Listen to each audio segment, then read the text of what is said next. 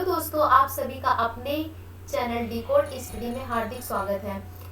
जैसा कि आप लोगों ने देखा है कि इसके पहले हमने इंट्रो वीडियो एक डाली थी, उसमें हमने शॉर्ट में वर्ल्ड हैप्पीनेस इंडेक्स के बारे में बात किया था। उसमें हमने ये भी डिस्कस किया था कि हम करंट अफेयर्स की एक डेली सीरीज लाने वाले हैं जिसमें हम क्विज करवाएंगे क्वेश्चन के माध्यम से। तो उसमें आपका जो भी डेली का करंट न्यूज है वो सारा अपडेट हो जाएगा। तो चलिए हम आज की सीरीज स्टार्ट करते हैं। तो आज का जो हमारा पहला क्वेश्चन है वो ये है कि हाल ही में चर्चा में रही सबरूम एकीकृत चेक पोस्ट निम्नलिखित में से किस राज्य में स्थित है। यानी कि the recently discussed Sabroom integrated check post ICP is located in which of the following states. Option A है अरुणाचल प्रदेश, ऑप्शन बी है त्रिपुरा, ऑप्शन सी है असम, ऑप्शन डी है उत्तराखंड। इसका जो राइट आंसर है वो है बी, यानी कि त्रिपुरा। जो सबरूम है एकीकृत चेक पोस्ट वो त्रिपुरा में शुरू किया गया है। और ये किसके द्वारा शुरू किया गया है? ये हमारे प्रधानमंत्री नरेंद्र मोदी के द्वारा शुरू किया गया है। हमारे प्रधानमंत्री नरेंद्र मोदी के द्वारा शुरू किया गया है। राइट। अब इसमें हम बात करते हैं कि सबरूम जो है ये कहाँ पर स्थित है। सबरूम त्रिपुरा का एक जिला है जो फेनी नदी के किनारे स्थित है। फेनी नदी के किनारे स्थित है। फेनी नदी, और फेनी नदी क्या करती है? फेनी नदी बांग्लादेश और भारत की सीमा बनाती है, यानी बांग्लादेश और भारत को अलग करती है फेनी नदी। इतना क्लियर? तो इसका जो राइट आंसर है वो है हमारा बी। आते हैं नेक्स्ट क्वेश्चन पर कि नेक्स्ट क्वेश्चन हमारा क्या कह रहा है।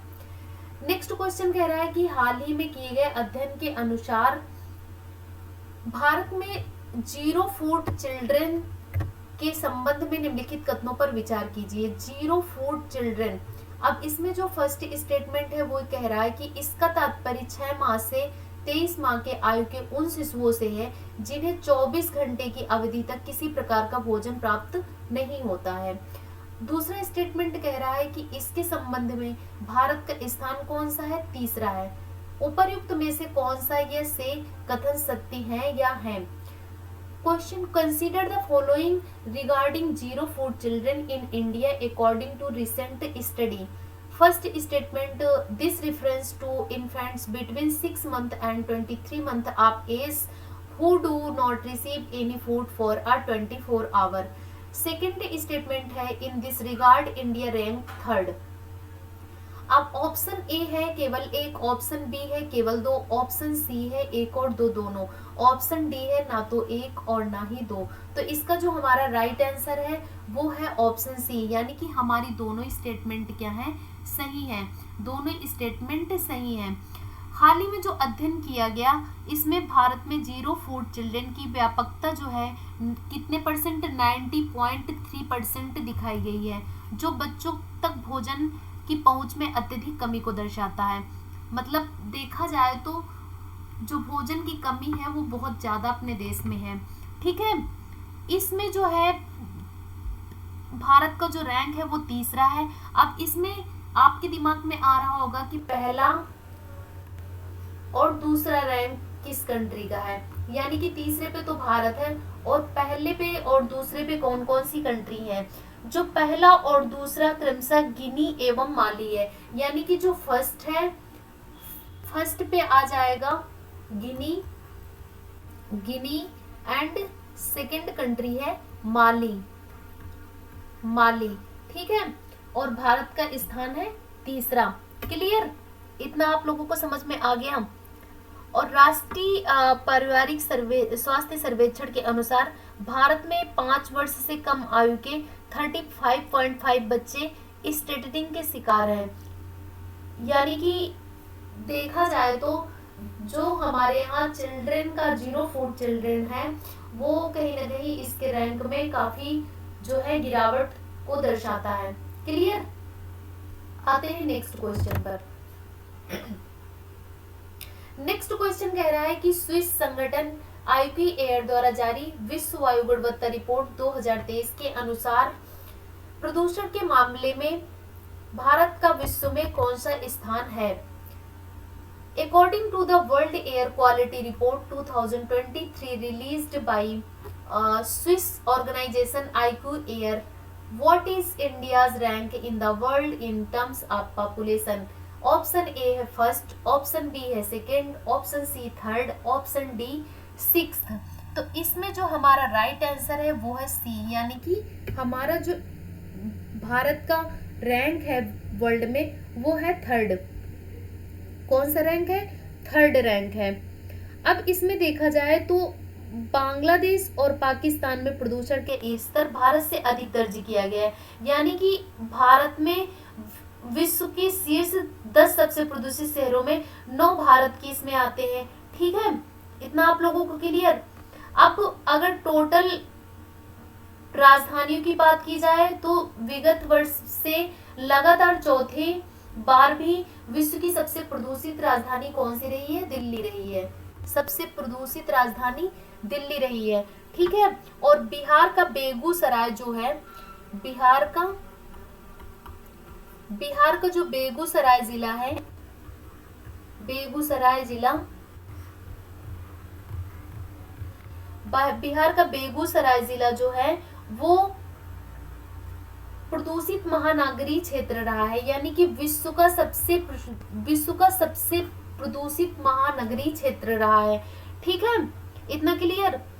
तो विश्व वायु गुणवत्ता सूचकांक में भारत का रैंक तीसरा है। सबसे प्रदूषित राजधानी जो है वो दिल्ली है, जो विश्व के शीर्ष 10 सबसे प्रदूषित शहरों में से जो 9 के भारत के हैं, और बिहार का बेगूसराय विश्व का सबसे प्रदूषित महानगरीय क्षेत्र रहा है, और दिल्ली जो है निरंतर चौथी बार विश्व की सबसे प्रदूषित राजधानी बनी रही है। ठीक है, इतना क्लियर। आते हैं नेक्स्ट क्वेश्चन पर। हाल ही में चर्चा में रहा अग्निबाण सब आर्टिकल टेक्नोलॉजी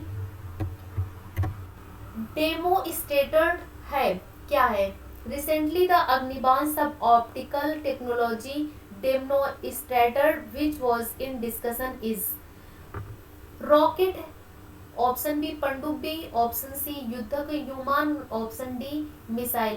तो इसका जो राइट आंसर है वो है ए, यानी कि ये क्या है? रॉकेट है।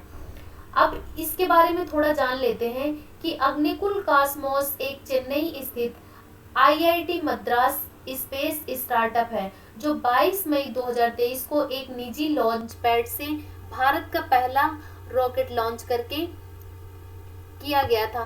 कंपनी का पहला रॉकेट है जिसका नाम अग्निबाण है, यानी कि इस कंपनी ने पहला रॉकेट लॉन्च किया है जो अग्निबाण नाम से है। और ये जो अग्निबाण है ये आर्टिकल टेक्नोलॉजी है, आंध्र प्रदेश के हरिकोटा में सतीश धवन अंतरिक्ष केंद्र से लॉन्च किया गया है। कहाँ से लॉन्च किया गया है?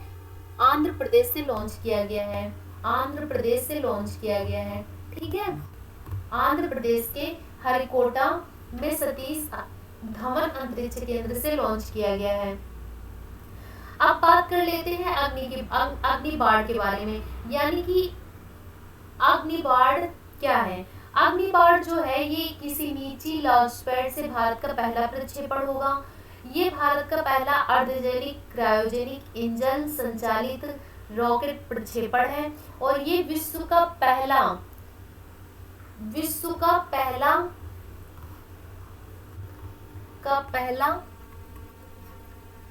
3D प्रिंटेड इंजन होगा, 3D प्रिंटेड इंजन होगा, जिसे क्या किया गया है? स्वदेशी तौर पर, जिसे स्वदेशी टेक्नोलॉजी पर डिजाइन किया गया है, स्वदेशी टेक्नोलॉजी से डिजाइन किया गया है। क्लियर? आते हैं नेक्स्ट क्वेश्चन पर। नेक्स्ट क्वेश्चन कह रहा है कि हाल ही में किस देश ने पोखरा को अपनी पर्यटन राजधानी घोषित किया है? हाल ही में किस देश ने पोखरा को अपनी पर्यटन राजधानी घोषित किया है? Which country has recently declared Pokhara as its tourism capital? Option A Bhutan, option B है नेपाल, ऑप्शन सी है मालदीव, ऑप्शन डी है बांग्लादेश। तो इसका राइट आंसर जो है वो है नेपाल। यानी नेपाल ने अपने पर्यटन उद्योग को बढ़ावा देने के लिए एक महत्वपूर्ण कदम उठाया है और इसने क्या किया है, पोखरा को अपनी पर्यटन नगरी घोषित कर दिया है। ये खूबसूरत जो नगर है ये फेवा झील के किनारे स्थित है। यानी जो पोखरा है ये किस झील के किनारे स्थित है, ये फेवा झील के किनारे स्थित है। ठीक है, ये अपनी प्राकृतिक सुंदरता और पर्यटन के लिए मशहूर है। इसीलिए सरकार ने इसको पर्यटन नगरी घोषित किया है ताकि दुनिया भर में ये पर्यटकों को आकर्षित कर सके। क्लियर? तो ये हमारे आज के 5 क्वेश्चन थे जो आप लोगों को आई होप अच्छे लगेंगे और आपके लिए बेनिफिशियल साबित होंगे। इसी तरीके से आप लोग डेली जुड़े रहिए हमारे इस चैनल के साथ, आपको कुछ ना कुछ हम नया देते रहेंगे। और इसी के साथ आज की वीडियो यहीं समाप्त करते हैं। आप लोग please like, share and subscribe करना ना भूलिए। Thank you so much.